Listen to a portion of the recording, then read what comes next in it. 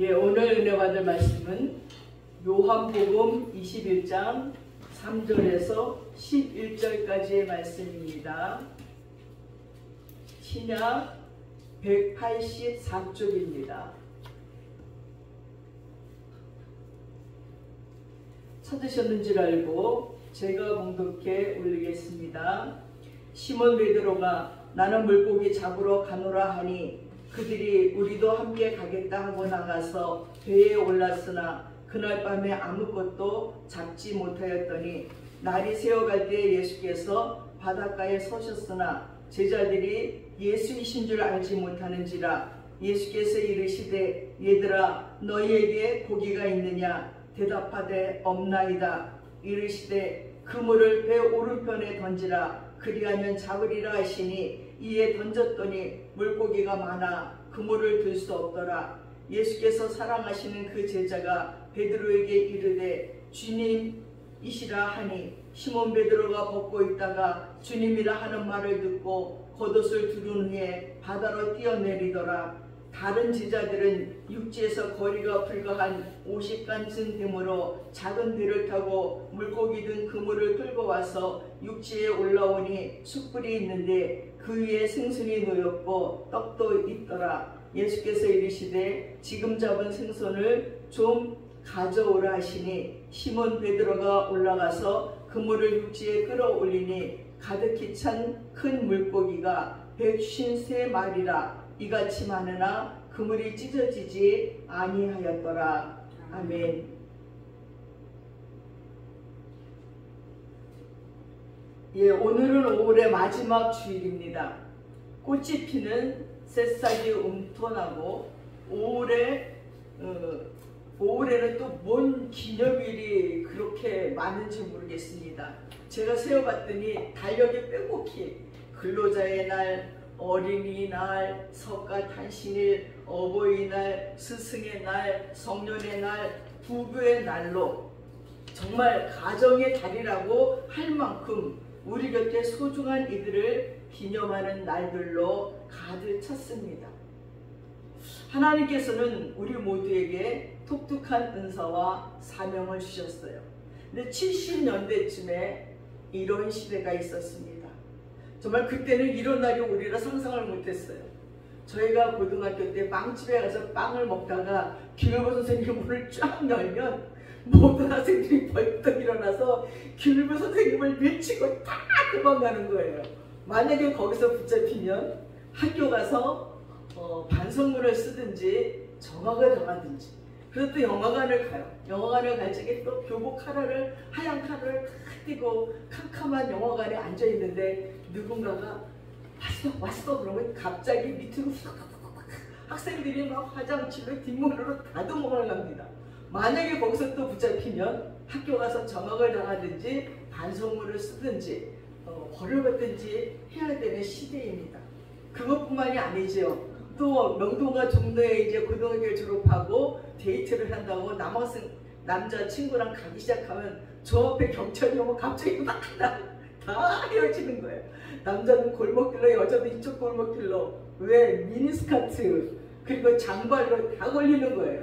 또 경찰서에 가서 또 뭘 반성문을 쓰고 뭐 이게 치마가 왜 짧다 그러냐 그러면 자로 순경들이 재고 정말 지금 생각하니까 너무 이상한 시대에 살았는데 그때는 그게 당연한 줄 알았어요. 그런데도 미니스커트들을 여학생들은 입었고 그리고 남학생들은 그런데도 장발을 하고 있다가 걸리면 이렇게 잘리고 그러면서도 장발을 하면서 다녔습니다.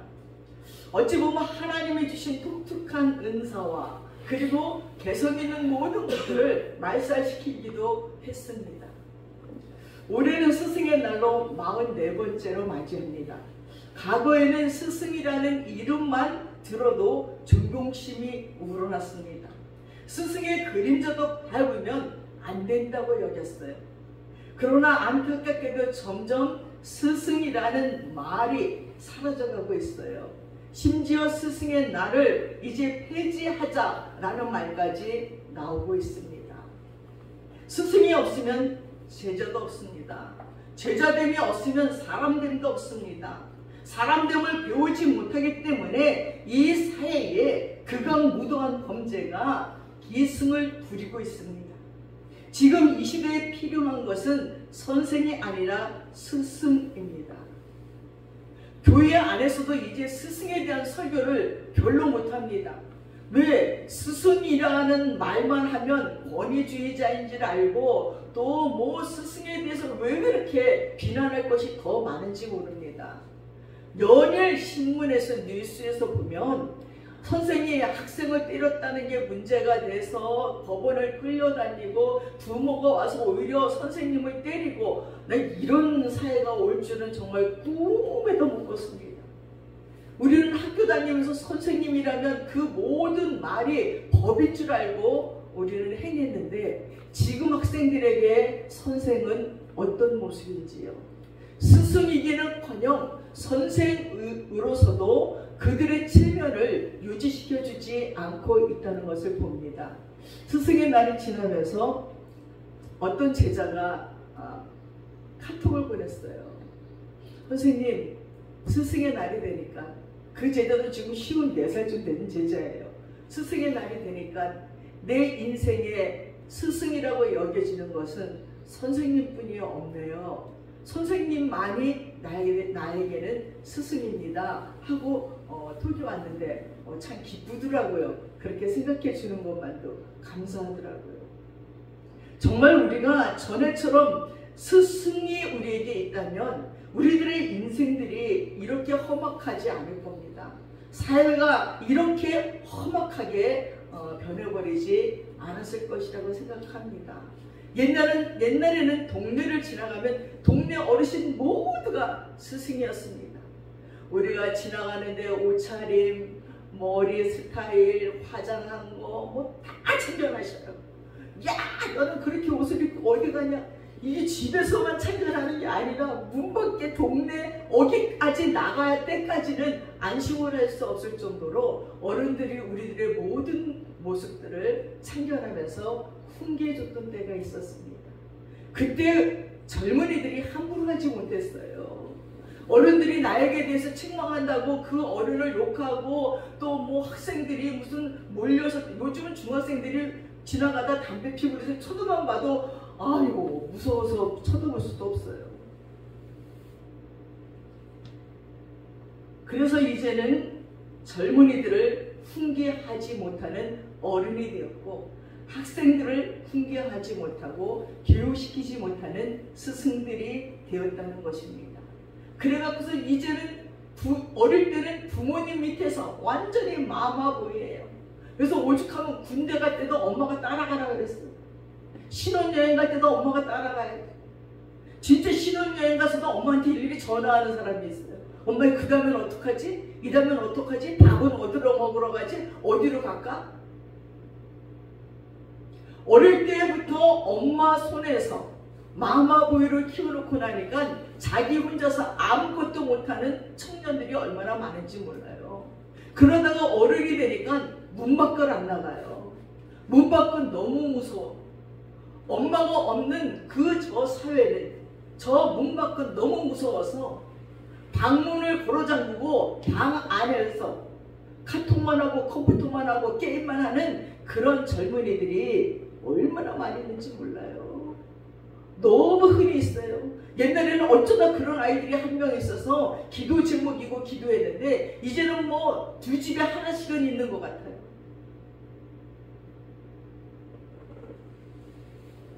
사랑하는 여러분, 이 스승의 날이 마지막으로 지나가는 5월에 정말 우리들의 스승이고 영원한 스승인 예수 그리스도를 알아가고 닮아가시기를 바랍니다. 오늘 이제 예수님이 부활했잖아요. 이 부활에 대해서 여러모로 성경은 증거하고 있어요. 오늘 본문도 부활하신 예수님이 다시 제자들에게 나타나는 장면입니다. 그러고 보면 베드로는 부활하신 예수님을 2번씩이나 만났습니다. 전 너무 궁금해요. 그렇게 예수님을 사랑했던 베드로였는데 어떻게 그렇게 배신을 하고 또 예수님이 사랑하셨으면 이 베드로나 제자들이 막 기뻐 뛰고 춤추고 난리 났어야 되는데 잠잠해요. 지금 두 번째 나타났는데도 이 제자들의 움직임이 없어요. 그리고는 그 후에 예수께서 디베라 바닷가, 그러니까 갈릴리 호수죠, 바다에서 또 제자들에게 자기를 나타내셨으니 그 나타내신 일이 이러하다 하고 성경에 말했는데, 시몬 베드로와 디두무라 하는 도마와 갈릴리 가나 사람 나다나엘과 세베대의 아들들과 또 다른 제자들이 함께 있더니, 시몬 베드로가 나는 물고기 잡으러 갈래 하면서 가니까 이 사람들이 몽땅 우리도 함께 가겠다고 나가서 배를 올랐어요. 배를 탔어요. 그리고 밤새도록 고기를 찾는데 한 마리도 못 잡아요. 여기서 이상한 것은 예수께서 부활하셨는데도 불구하고 베드로는 물고기나 잡으러 간대요.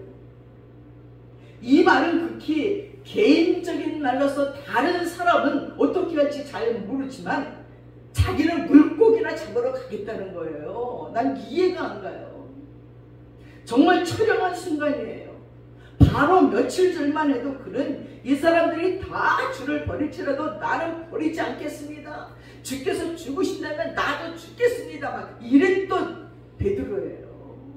자기를 내세웠던 이 베드로가 지금 다른 사람은 몰라도 자기는 고기잡이로 다시 돌아가겠다는 형편없는 말을 하고 있는 거예요. 간단히 말하면 그는 지금부터 예수님의 제자를 포기하겠다는 뜻이에요. 어찌 생각하면 이제 철이 좀 났는지도 모릅니다. 그동안은 자기가 제일 잘났고 제일 우월하고 제일 잘 믿는다고 남보다 앞서기를 좋아했던 것이 이제 자신을 바로 알고 맨 꼴찌로 떨어지는 순간일 수도 있습니다. 그래서 나는 이제 예수님 제자될 자격이 없으니 그냥 물고기나 잡으러 갈래, 옛날에 어부됐던 그 자리로 그냥 돌아갈래, 이 얘기인지도 모릅니다. 어쨌든 예수님의 수제자로 늘 앞장을 섰던 그가 지난 3년 동안의 제자생활을 청산하고 물고기 잡으러 돌아가는 처량한 모습을 우리는 지금 봅니다. 도대체 3년 동안 예수님을 쫓아다니면서 뭘 봤습니까? 뭘 느꼈고 뭘 깨달았습니까? 여기서 또 우리는 위로가 됩니다. 야, 예수님의 제자 베드로도 3년 동안 예수님의 쌩쌩한 기적의 현장, 성령의 임재의 현장을 다녔음에도 불구하고 저렇게 믿음이 없는데 우리는 오죽할까? 이만하면 다행이야. 교회라도 나와 앉아있으면 다행인 거지. 베드로보다 훨 낫지 하고 생각하실런지도 모릅니다. 지금 우리가 바로 그러고 있어요. 베드로처럼 아무 생각이 없어요. 예수님은 부활하셨는데 누구 때문에? 나 때문에 십자가에 죽으시고 부활했다는데 아무 생각이 없어요. 물고기나 잡으러 가야지, 돈이나 벌러 가야지, 내 삶으로 돌아가야지, 그러고 있는 것입니다. 그리고 그 곁에 있는 사람들은 그저 편승해서 가고 있는 바로 우리들의 모습을 우리는 그렇게 살고 있는 것이 아닌지 모르겠습니다. 분위기로 예배드리고 남이 가니까 나도 가고, 그래서 그런 신앙의 모습을 가지고 있었던 것이 아닌가 합니다. 집안이 다 예수 믿으니까, 부모님들이 다 예수 믿으니까, 어디를 가나 온갖 친척들이 다 예수 믿으니까 갈 데가 없어. 우리는 당연히 주일날이면 교회 가야지. 예수님이 살아계신지, 나 때문에 십자가에 죽으셨는지, 내가 구원을 받았는지, 하나님의 영이 나와 함께 있는지 아무것도 모른 채 그저 편승해 가고 있는 우리들의 믿음은 아닌지 돌아보시기 바랍니다. 베드로가 디베랴로 간 이유나 목적이 사랑이 식거나 그래서 떠난 게 아닌 것 같습니다. 살다가 보면 정말로 면목 없는 일들이 얼마나 많이 있습니까? 베드로에게는 잊을 수 없는 기억이 그를 괴롭히고 있어서 이제 다시 예수님의 제자가 되겠다는 체면이 없는 거예요. 다른 제자들은 슬금슬금 도망갔는데 자기는 어쩌자고 예수님의 뒤를 쫓아갔다가 그렇게 3번씩이나 부인하는 엄청난 일을 저질렀을까? 차라리 도망가 있다가 나중에 부활하실 때 만났으면 좋았을걸. 용기도 없으면서 왜 예수님 뒤는 슬금슬금 멀리 쫓아갔다가 그 원수들의 편으로 모닥불에 손재고 있다가 그 한자끝 없는 하녀가 묻는데 너도 예수당이지? 아니야, 나는 몰라. 아니야, 예수당인 것 같은데, 내가 본 것 같은데 아니라니까. 그렇게 3번이나 부인했던 자기 자신의 모습에 너무 기가 막힌 겁니다. 예수님께서는 그것을 염려해서 베드로에게 미리 경고했잖아요. 시험에 들지 않도록 깨어 기도하라 하고 얘기했어요.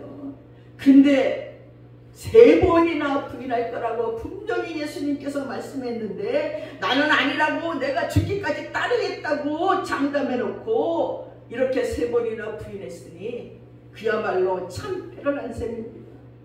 이제 정말 무슨 체면으로 나설 수가 있겠습니까? 그래서 주님, 저는 다시 업으로 돌아갑니다. 찾지 마세요. 이제 다시 저를 제자로 삼았다가는 또 어떤 망신을 당하실지 모릅니다. 사표내겠습니다 하고 패잔병의 모습으로 자기 고향으로 가는 것입니다. 충분히 그럴 수 있으리라고 동감이 가기도 합니다.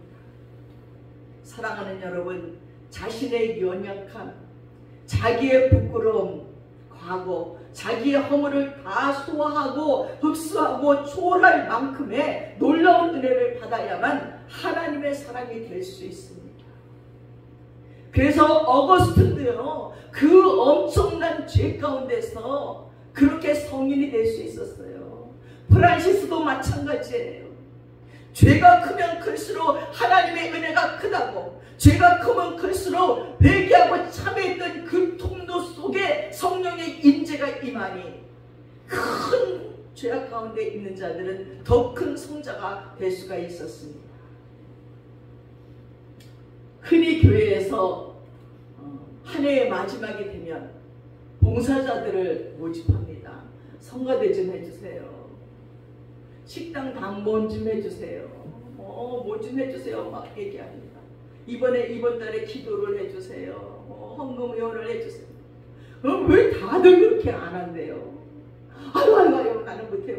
아우, 난 기도 못해요. 기도시키면 난 교회 안 나와요. 막 이런 분들이 대부분이고, 아유, 나는 요즘에 손이 아파서 식당 봉사 못해요. 다들 못하겠다는 사람들이 얼마나 많은지 모릅니다. 그것이 미안해서, 하나님께 죄송해서, 내가 너무 부족해서 못해요 하는 것도 있지만, 또 옛날에 지난날의 실수와 과거의 허물들을 생각하면 내가 어찌 이런 봉사를 할 수 있겠습니까? 할 수도 있지요. 문제는 그럼에도 불구하고 나 같은 것을 사랑하시고 부르셨다는 은혜로 생각하면 하나님의 사람이 된다는 거예요. 과거의 자기에게 얽매여서 이를 극복하지 못한다면 하나님의 사람이 되지 못해요. 내가 조금 남보다 의로우니 자신 있다는 사람이나 나는 부족해서 안 된다고 생각하는 사람은 둘 다 하나님의 사람이 아니라는 거예요. 베드로는 지금까지는 자기 나약함이나 허물됨을 극복할 만큼 그 정도의 은혜에 들어가지 못했음을 오늘 본문이 보여주고 있습니다. 그래서 그는 이제 갈릴리로 먹고 살기 위해서 되돌아가는 것입니다. 그런데 그 다음 말이 재밌습니다. 다른 제자들이 우리들도 따라가겠다는 거예요. 그 사람들이 그 사람이에요. 다른 제자들이란 본문에 있는 대로 도마, 나다네엘, 세베대의 아들 둘, 또 다른 제자들로서 모두 합하면 베드로까지 7명이에요. 베드로가 간다고 하니까 다른 제자들도 따라 나서는데 자세히 보면 그들이 다 어부가 아니에요. 어부도 아니면서 베드로가 나 이제 교회 안 나가, 나 이제 예수님의 제자 안 해, 나 이제 갈릴리 가서 고기나 잡고 먹고 살 거야. 그렇게 빙둥빙둥 있다가 지네도 갈 데도 없어요. 예수님을 떠나서 갈 데가 어디 있습니까? 그나마 수제자 있던 베드로가 고기나 잡으러 간다고 하니까 다 베드로 따라가는, 고기 잡으러 가겠다는 거예요. 어부도 아니면서. 그리고 그 갈릴리 바닷가에서 밤새도록 그물질을 해봐야 한 마리 고기도 안 잡혀요. 우리 갈릴리 갔다 왔잖아요. 그 해가 질려보니까 더 적막해요. 고요한 갈릴리 바다. 너무나 맑아서 고깃대가 노는 것도 보여요, 이렇게 보면. 근데 이들의 눈은 흐릿해져서 고깃대도 안 보여요. 밤새도록 갈릴리 바다에 노를 젓고 다녔는데 한 마리도 못 잡았어요. 그리고 밤을 새웠어요. 어스름한 새벽이 됐는데 웬 사람이 하나 나오더니 야, 고기를 잡았느냐? 아니요, 한 마리도 못 잡았어요. 깊은 데로 가서 잡. 그물을 오른편에 던져라. 지쳤어요. 왜냐하면 이들의 마음이 지금 고기 잡는 데 있겠습니까? 다 딴 생각이 있어요. 예수님은 부활하셨는데 이제 어떡할 겁니까? 자기네들은 다 도망갔었고 베드로는 3번이나 부인했었고 뭔 영치로 예수를 만나러 갑니까? 부활하신 예수를 어떻게 봅니까? 나 같으면 부활하신 예수를 만날 때 난 쫓아다니는 줄 알았어요. 그 순간부터 예수를 쫓아다니면 이야, 진짜 예수님 말이 맞았구나, 정말 살아나셨구나, 그렇게 십자가에서 죽으시는 걸 우리가 봤는데 진짜 부활하셨네, 이야, 그러면서 막 신바람 나서 다녀야 되는데 지금 그게 아니에요. 상황이 다 주눅이 들었어요. 의기소침해졌어요. 괜히 베드로만 쫓아가는 거예요. 지금 할 일 없이. 지는 어부도 아니면서 베드로 따라서 밤새도록 그물질을 해보니 어부도 아닌 지네들의 그물질이나 베드로의 그물질이나 한 마리의 고기도 안 잡히는 거예요. 근데 거기에 예수님이 찾아오신 겁니다. 고기를 잡았느냐? 한 마리도 못 잡았으니 배 그물을 오른편에 던지라. 그냥 생각 없이 던졌어요. 저 사람은 뭔데 참견이지. 에이, 뭐 어차피 공쳤는데 던져보자가 던졌는데 세상에 세상에 그물이 찢어지도록 잡혔습니다.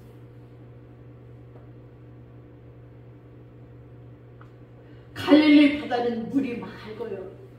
그러므로 물방울이 튀기면서 물고기가 노는 것을 보고 그물을 던지는데 지금 베드로의 눈에는 물고기가 보일 리 없어요. 마음에 갈등이 있어서 하나님의 일을 저버린 사람에게 인간적인 성공도 있을 수 없습니다. 마음이 안정되고 차분한 상태라야 눈이 밝고 총명이 있게 되는 것입니다. 그리고 하나님의 뜻을 헤아릴 생각이 있습니다. 날이 새도록 한 마리도 잡지 못하고 그냥 밤을 새웠어요. 얼마나 피곤한 새벽이겠습니까? 사실 아무리 밤새워 일을 했다 해도 물고기만 많이 잡혔다면 피곤은 잊을 수 있습니다. 그러나 밤새도록 허탕만 쳤으니 빈 그물을 끌어올리는 그들은 더 피곤했을 것입니다. 원래 갈릴리에는 밤에 물고기가 잘 잡혀서 예나 지금이나 주로 밤에 고기를 잡는답니다. 그러나 날이 새어가도록 잡지 못했으니 그들은 이제 틀렸다고 포기하고 그런 순간에 한 사람이 나타난 거예요. 요한복음 21장 4절 6절에 보니 날이 새어갈 때 예수께서 바닷가에 서셨으나 제자들이 예수신 줄 알지 못하는지라. 예수께서 이르시되 얘들아 너희에게 고기가 있느냐? 대답하되 없나이다. 가로사대 그물을 배 오른편에 던지라. 그리하면 얻으리라. 하신데 이에 던졌더니 고기가 많아 그물을 들 수 없더라. 누구인지는 몰라도 어차피 피곤한 시간이니까 이 충고를 받아들여 깊은 곳으로 가서 한 번 더 던집니다. 본문 8절에 보면 지금 배의 위치가 육지에서 약 50간쯤이라고 말하는데 이 거리는 약 100m 정도 됩니다. 바다에서 100m란 아주 가까운 거리예요. 아마도 그들은 피곤함의 극에 달해 물고기에 노는 것을 보지 못했지만 예수님께서는 육지에서 보시고 그쪽으로 던지라고 말씀하신 것 같습니다. 충분히 받아들일 수 있는 충고였으리라고 생각됩니다. 그러나 물고기가 많이 잡히는 순간 그 다음이 문제입니다. 예수의 사랑하는 그 제자가 베드로에게 이르되 주시라 하고 소리쳤어요. 베드로가 깜짝 놀라 벗고 있다가 주라는 말을 듣고는 겉옷을 두른 후에 그냥 바다로 뛰어내립니다. 여기서 다시 예수의 사랑하시는 제자라는 말이 나옵니다. 요한복음에 이 말이 여러 번 나오는데 이 제자는 역시 요한입니다. 밤새도록 한 마리도 잡지 못한 고기를 멀리서 들려온 충고 한마디로 가득 잡자 요한은 곧 3년 전의 일을 생각해봅니다. 그래서 주님이심을 알아봅니다. 사도 요한은 두 가지 근거에서 주님을 알아보았다고 생각합니다. 하나는 3년 전에 예수께서 깊은 곳에 가서 그물을 던져라고 말씀하셔서 그때도 밤새껏 잡지 못했던 고기를 많이 잡은 경험이 있었던 것입니다. 또 하나는 요한이 젊었기에 베드로보다 눈이 밝아서 먼저 알아본 것이 아닌가 합니다. 그러나 이상 두 가지보다 더 중요한 것이 있습니다. 그것은 사랑하는 제자이기 때문이에요. 사랑하는 자는 사랑하는 자만을 알아봅니다. 사랑하는 마음이 있고 사랑하는 생각이 있으면 그의 음성을 알아듣습니다. 저희 어머니가요, 뚝방을 우리가 가요. 그런 한 사람이 먼저고 한 사람이 나중에 올 때가 있어요. 뭐 가지러. 그럼 계속 그쪽만 올 때까지 가요. 근데 나는 보이지도 않아요. 저 멀리인데 아, 저기 온다. 얘랑 온다. 그럼 내가 이렇게 쳐다보니까 놀래요. 눈도 어두우신 분이.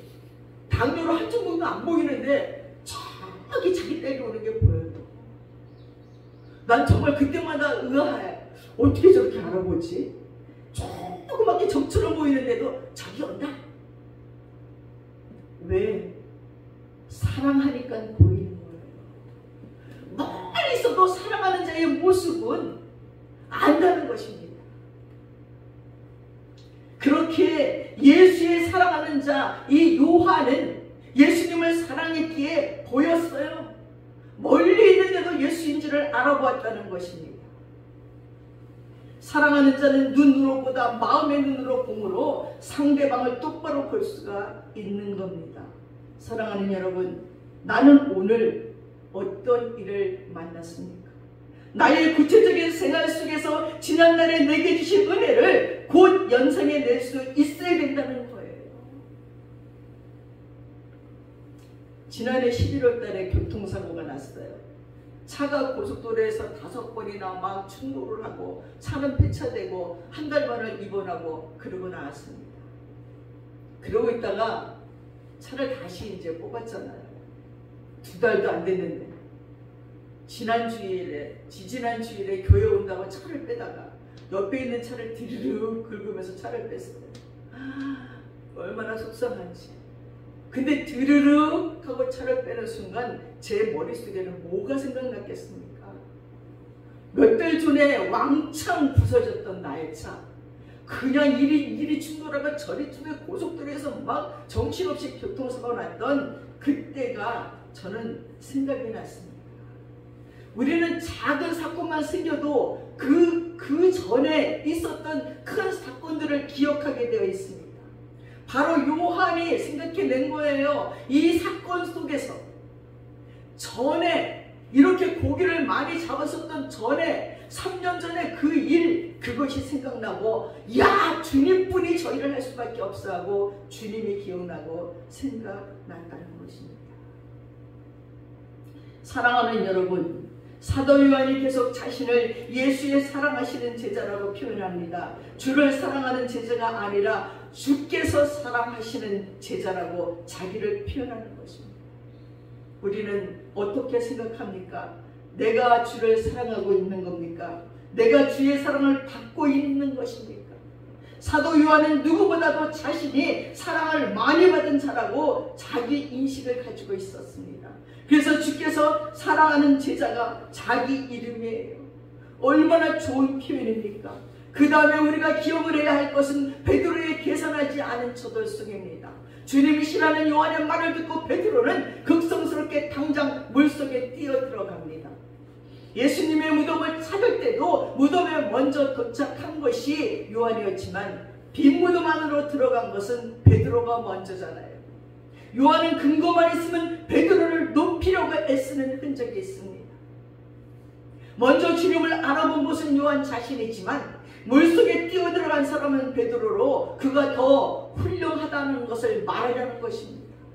베드로는 주님이시다라는 말을 듣자마자 겉옷을 두른 후에 그대로 뛰어내리더라는 거예요. 재미있는 표현입니다. 나는 물고기 잡으러 가노라 하던 사람이 주라고 하는 순간에 뛰어내려요. 베드로의 마음속에는 오로지 주님만 있었다는 얘기예요. 고기를 밤새도록 잡는다고 그물은 던지지만 팔은 그물을 던지지만 머리는 온전히 예수님으로 가득 찼을 것입니다. 지금 예수님은 뭐할까? 주님의 마음은 어떨까? 나는 어떻게 해야 되나? 오로지 주님의 생각으로 가득 찼을 베드로가 상상됩니다.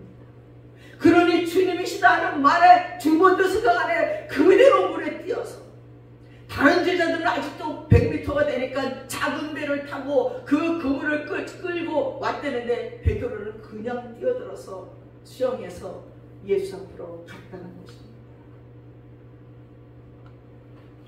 사랑하는 여러분, 베드로의 지금까지의 심정이 이 모습 하나에 표현되고 있습니다. 물고기 잡으러 가겠다고 물고기 잡으러는 왔지만 그 마음이 얼마나 컬컬했을까요? 답답하고 외롭고 뭔가 괴로웠을 것입니다. 그러는 중 주님이다라는 소리에 앞뒤 갈 것 없습니다. 그냥 풍덩하고 들어간 것입니다. 이 적극적인 자세는 예수님을 떠난 잠깐 동안의 시간이 얼마나 그에게 힘든 시간이었는지를 잘 말해주고 있습니다. 그는 잠깐 곁길로 갔다가 주님이 나타나자 거기에는 안중에도 없이 그물을 끌어당기지도 않고 그냥 뛰어들어갑니다. 이제 주님 앞에 무릎 꿇은 베드로의 아름다운 모습을 상상할 수 있습니다. 적극적인 베드로의 모습에서 그 순간만은 예수님을 부인했던 생각이 다 사라졌고 제자의 자격이 있느냐 없느냐 하는 자기 허물에 대해서도 돌보지 않았습니다. 왜 물고기 잡으러 갔느냐고 주님의 책망이 있을 것도 생각하지 않았습니다. 오직 주님만 바라보고 향해서 달려갔습니다. 단순한 그 마음이 가장 귀한 신앙입니다. 하나님 앞에 내가 많은 것을 깨우치고 좋은 생각을 가지고 있다는 게 중요한 게 아닙니다. 하나님 말씀에 순종해서 행동하는 실천적인 사람을 지금도 찾으신다는 것입니다. 얼마 전에 다솔이가 전화가 왔어요. 질문할 게 있어서 전화했어요. 그리고요, 저요 주일학교 반사부예요. 근데요, 하나님께서 하지 말라는데 내가 자꾸 하고 싶어요. 하나님이 하지 말라고 어떻게 얘기했어? 말씀으로도 했고요, 사람들에게 물어보면 대답하고요, 그리고 생각으로도 얘기해 줬어요. 근데 나는 자꾸 하고 싶어서 하나님 그래도 할게요. 그리고 속에서 안 돼. 근데 안 돼. 그거를 순종하려면 내가 되게 손해보는 것 같아요. 그걸 하면 내가 돈을 많이 벌 수 있을 것 같은데. 근데 자꾸 안 돼 그러신대요. 아니 안 돼 그러시면 안 해야지. 그럼 그거 해가지고 너 또 빚지고 손해보고 그럴래? 그지요? 그래서 확인하려고 전화했어요. 안 해야 되겠죠. 그럼 참 이쁘다. 기도로서 그렇게 응답받을 줄 알고 기도로서 그렇게 하나님께 묻고 물을 수 있다는 게, 기도할 때마다 하나님이 안 돼 하는 것 같아서 엄마에게 그랬대요. 엄마, 하나님이 안 된다는데 정말 아닐까? 왜 또 엄마가 하는 말이 확인할 수 없어. 말씀에서 확인해야 돼. 말씀을 읽고 해. 알았어. 성경인데 성경에서는 또 안 돼 하는 뭐 어떤 말씀을 찾았다고 그러더라고요. 그래서 말씀으로도 안 된다고. 안 되는 건 하지만 손해보는 것 같아도 조금 기다리면 또 하나님이 주실 거야. 그렇지요? 그렇게 하나님을 찾아서, 하나님의 말씀을 찾아서 하나님이 나에게 요구하시는 것이 무엇인지 깨달으면서 가는 것이 얼마나 귀한지 모릅니다. 오늘 베드로는 다른 생각 다 없어요. 오로지 하나님의 말씀에 순종해서 행동하는 실천적인 사람을 하나님은 지금 찾고 있어요. 베드로처럼 죄가 있고 하나님께 잘못했고 염치가 없고 부끄러워도 주께서 부르시면 그냥 가는 거예요.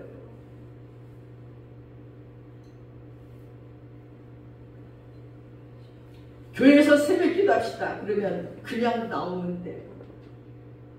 몸에 병이 나지 않을까? 교통사고가 나는 게 아닐까? 이런 잡다한 생각이 우리를 먼저 뛰어드는 신앙의 모습을 되지 못하게 합니다.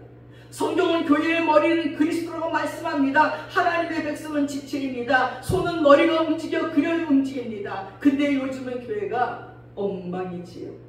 예수 그리스도의 지체들이 너무나 마음대로입니다. 내성마비란 뭡니까? 뇌의 이상으로 인하여 뇌의 명령과 몸의 행동이 제각각인 것이 보입니다. 교회도 내성마비가 온 교회가 얼마나 많은지 모릅니다.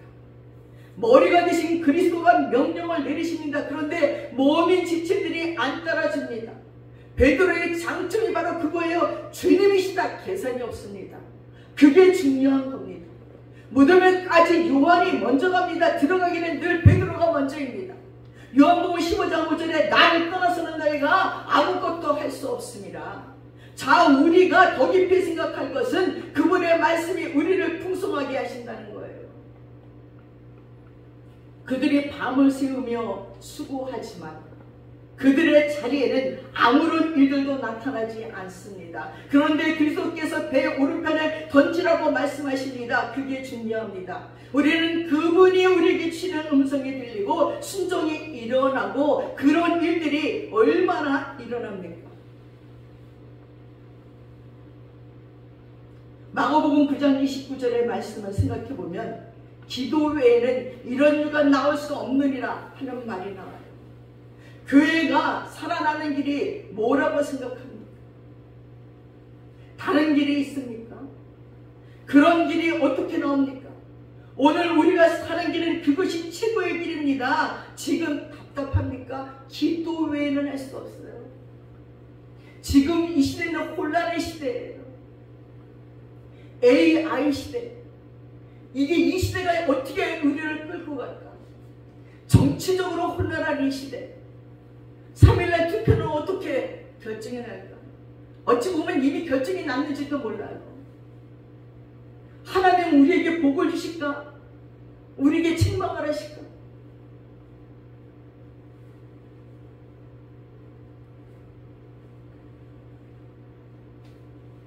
내가 지금 어떤 방법으로 일하고 있는지 생각해 보십시오.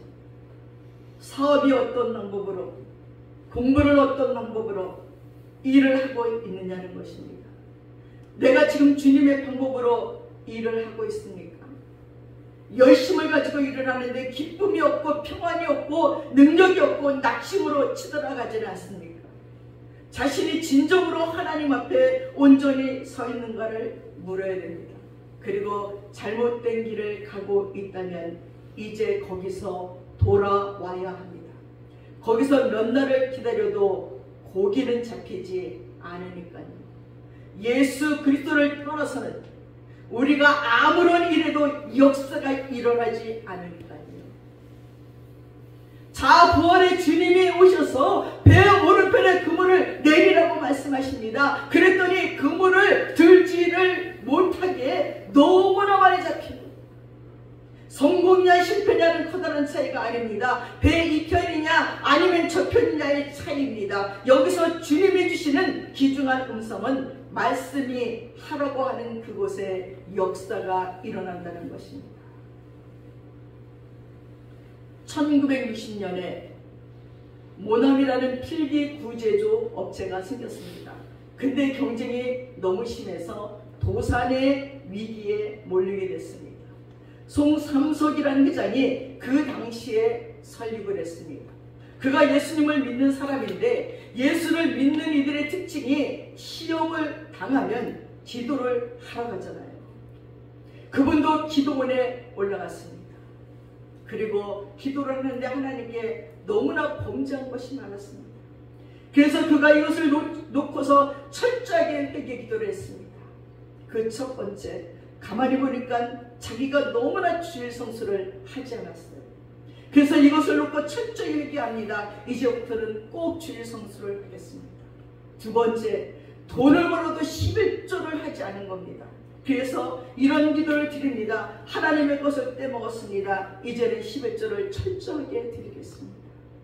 세 번째는 새벽 기도하지 않은 것을 회개했습니다. 내가 새벽마다 주님 앞에 기도를 하지 않았습니다. 이제 새벽 기도하겠습니다. 이런 식으로 기도를 드리고 성경을 읽고 있는데 그때 읽은 본문이 바로 오늘 이 말씀이에요. 말씀에 순종하여 베드로는 153마리의 물고기를 잡았습니다. 그래서 그는 이런 기도를 드리기 시작했습니다. 하나님, 제가 모나미 153이라는 볼펜을 만들겠습니다. 하나님, 이 볼펜이 모든 사람의 손에, 아니 전 세계의 사람의 손에 들리기를 원합니다. 그가 기도를 드리면서 목표를 50억 자루가 팔리게 해달라고 기도드리기 시작을 했습니다. 망해가는 회사가 볼펜을 50억 자루를 팔겠다고 하니 그게 말도 안 되는 기도였습니다. 그 기도를 드리고 내려와서는 그는 모나미 153을 만들기 시작했어요. 근데 이게 웬일입니까? 이게 잘 팔리는 정도가 아니라 심지어 조달청에서 납품을 해달라고 해서, 그래서 우리나라 정부의 모든 부서는 공식 볼펜이 모나미 153입니다. 아니 그게 예쁩니까? 모양이 좋습니까? 그런데 다른 볼펜은 안 팔리고 그것만 팔리는 것입니다. 얼마 전에 모나미에서 이런 발표를 했대요. 50억 자루를 다 팔았대요. 그것을 왜 쓰는지 아십니까? 그것은 하나님이 쓰게 하시니까 그런 겁니다. 사람이 하는 일이 아니라 하나님이 하는 일입니다. 성령이 역사를 하시니까 그런 겁니다. 기도로 만들어서 그런 것입니다. 여러분, 이제 감이 잡힙니까? 어떻게 살아야 하는지를 아시겠습니까? 우리가 범죄한 곳에, 실수한 곳에, 낙심한 곳에 스승 되신 예수가 먼저 찾아온다는 거예요. 우리는 염치 없어 갈 수 없지만, 염치 없어 갈 수 없는 우리의 마음을 다 아시고 스승 되신 예수께서 다 준비하시고 우리를 찾아오십니다. 그러니 절망하지 말고 기다리십시오. 기도하십시오. 그분이 찾아오시고 우리의 필요를 채워주십니다. 기도하겠습니다. 사랑하는 아버지 하나님, 저희들을 불쌍히 여기시고 용서해 주시옵소서. 날마다 주님 앞에 염치 없습니다.